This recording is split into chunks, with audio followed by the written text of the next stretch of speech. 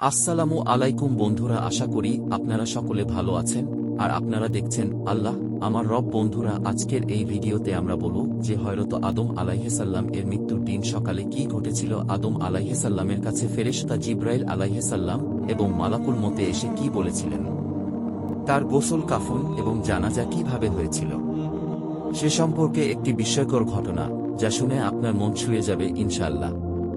তাই ভিডিওটি একেবারে শেষ পর্যন্ত দেখবেন। হযরত আদম আলাইহিস সালাম ছিলেন আমাদের আদি পিতা। তিনি অনেক বছর বেঁচে ছিলেন। তার বয়স যখন 1000 হল, কোনো বর্ণনা মতে তার বয়স যখন 950 বছর হল, তখন তিনি শারীরিকভাবে দুর্বলতা অনুভব করলেন এবং তার শরীরে অনেক ধরনের রোগ দেখা গেল। একদিন তার বেহেশতের মেওয়া ফল খাওয়ার খুব ইচ্ছে হল। তাই তিনি তার সন্তানদের ডেকে কিছু মেওয়া ফল সংগ্রহের আদেশ দিলেন। ফলে তার সকল সন্তান মেওয়া সংগ্রহ করার জন্য বাড়ি থেকে বের হয়ে গেল। শুধুমাত্র হযরত শীস আলাইহিসসালাম তার পিতার সেবা করার জন্য থেকে গেল। কিন্তু অনেকদিন অতিবাহিত হওয়ার পরেও তারা কেউ যখন ফিরে আসছে না, তখন আদম আলাইহিসসালাম শীস আলাইহিসসালামকে বললেন, তোমার ভাই এরা হয়তো কোথাও মেওয়া ফল খুঁজে পায়নি, তাই তারা ফিরে আসতে পারছে না, আর তারা তো কেউ আল্লাহর ইবাদত করে না, তাই আল্লাহর কাছে মেওয়া ফলের জন্য সাহায্য চাচ্ছে না।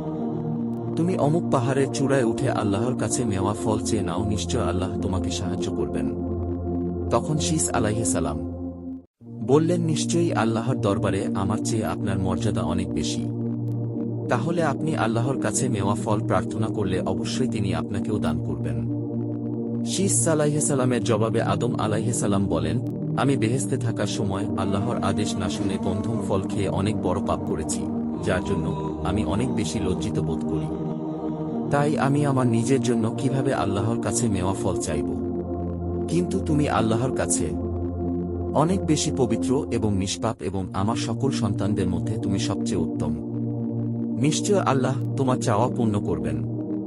তখন শীস আলাইহিস সালাম তার পিতার থেকে বর্ণিত পাহাড়ের চূড়ায় গিয়ে উক্ত মেওয়া ফলের জন্য প্রার্থনা শুরু করলেন।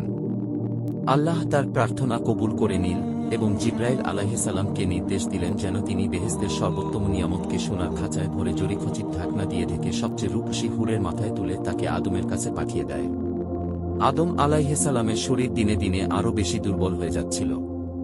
তার জীবনের শেষ সময় চলে এসেছিল। একদিন তিনি তার সর্বোত্তম পুত্র শীস আলাইহিসসালাম কে ডেকে বললেন, পুত্র, আমি মনে হয় খুব শীঘ্রই পৃথিবী থেকে বিদায় নেব। তুমি আমার সকল সন্তানদের যে যেখানেই থাকুক না কেন সকলকে সংবাদ দিয়ে আমার সামনে হাজির করো। আমি তাদেরকে আমার সর্বশেষ নসিহত করে যেতে চাই। শীস আলাইহিসসালামের ডাকে সাড়া দিয়ে সকল সন্তানেরা তাদের পিতা আদম আলাইহিসসালামের কাছে এসে উপস্থিত হল। তিনি সকলকে উদ্দেশ্য করে বললেন, আমি হয়তো খুব শীঘ্রই তোমাদের মাঝে থেকে বিদায় নেব, তাই তোমাদের কিছু উপদেশ দিয়ে যাচ্ছি। তোমরা তা মেনে চলার চেষ্টা করবে। তোমরা পরস্পরের মধ্যে ঝগড়া বিবাদ করবে না। একে অন্যের সাথে মেলামেশা করে চলাফেরা করবে। একজনের বিপদে অন্যজন এগিয়ে আসবে এবং সকলে পরামর্শ করে সে বিপদের মোকাবিলা করবে। তোমরা শীস আলাইহিসসালামের পরামর্শ অত্যন্ত মন দিয়ে শুনবে এবং মন দিয়ে মেনে চলার চেষ্টা করবে। তোমরা অবশ্যই মনে রাখবে, শীস আলাইহিসসালাম আল্লাহর প্রিয় বান্দাদের একজন। আমি তাকে আমার স্থানে অভিষিক্ত করে যাচ্ছি। সে তোমাদের মধ্যে শিক্ষা জ্ঞান বুদ্ধিতে সেরা। আদম আলাইহিসসালামের সকল সন্তানই তার কথাগুলো এক বাক্যে মেনে নিল এবং সকলে তার আদেশ পালনের প্রতিশ্রুতি দিল। এরপর তিনি শীস আলাইহিসসালাম ডেকে বললেন, আমার প্রিয় পুত্র, এই পৃথিবীতে তোমরা যে কোনো সময়ে পা পিছলে যেতে পারে। ইবলিস তোমাদের সব সময়ে প্রতিশ্রুত করে দেওয়ার চেষ্টা করছে, কখনো তাকে তোমার উপর পার্শ্ববর্তী হতে দেবে না। তোমরা সন্তানদেরকেও সাবধানে রাখবে। তাদের বারবার নসিহত করবে যেন তারা পাপ থেকে বিরত থাকে। আমি তোমাদের সকলের জন্য মহান আল্লাহর কাছে দোয়া করছি। এরপর তিনি তার প্রিয় পুত্র শীস আলাইহিসসালামকে খেলাফত দান করলেন। এর মাঝে হযরত জিবরাইল আলাইহিসসালাম এবং মালাকুল মওত এসে উপস্থিত হলেন। আল্লাহর মালাকুল মওতকে দেখে বুঝলেন তিনি আর খুব অল্প সময়ের জন্যই বেঁচে আছেন। তিনি ফেরেশতাদের যথেষ্ট সম্মান দিলেন। এ সময় আদম আলাইহিসসালামের পাশে বসে বিবি হাওয়া এবং শীস আলাইহিসসালাম তার সেবা যত্ন করছিলেন। তিনি তার বেবি এবং পুত্রকে বাইরে গিয়ে বসতে বললেন। তিনি আরও জানালেন তিনি তার অতিথিদের সাথে কিছু কথা বলতে চান। বিবি হাওয়া আলাইহিসসালাম এবং শীস আলাইহিসসালাম বাইরে চলে গেল। তখন মালাকুল মওত হযরত আদম আলাইহিসসালামকে বললেন, এ মানব জাতির পিতা আদম, আপনি হয়তো বুঝে গিয়েছেন যে আমি কেন এসেছি। আমি বেশিক্ষণ এখানে উপস্থিত থাকতে পারবো না। আপনার জান কবজ করে নিয়ে যেতে আল্লাহ আমাকে আদেশ করেছেন। এখন আপনি অনুমতি দিলে আমি আমার কাজ করতে পারি। তখন আদম আলাইহিসসালাম বললেন, আমি আমার প্রভুর কাছে যেতে সর্বদা প্রস্তুত আছি। আপনি আপনার দায়িত্ব পালন করুন। আজরাইল আলাইহিসসালাম যখন জান কবজ করার জন্য উপবিষ্ট হলেন, তখন হযরত জিবরাইল আলাইহিসসালাম বললেন, আপনি অত্যন্ত যত্ন সহকারে আদম আলাইহিসসালামের জান কবজ করুন। আল্লাহ তাকে তার নিজ হাতে বানিয়েছেন, তাই তার যেন কোনো কষ্ট না হয়।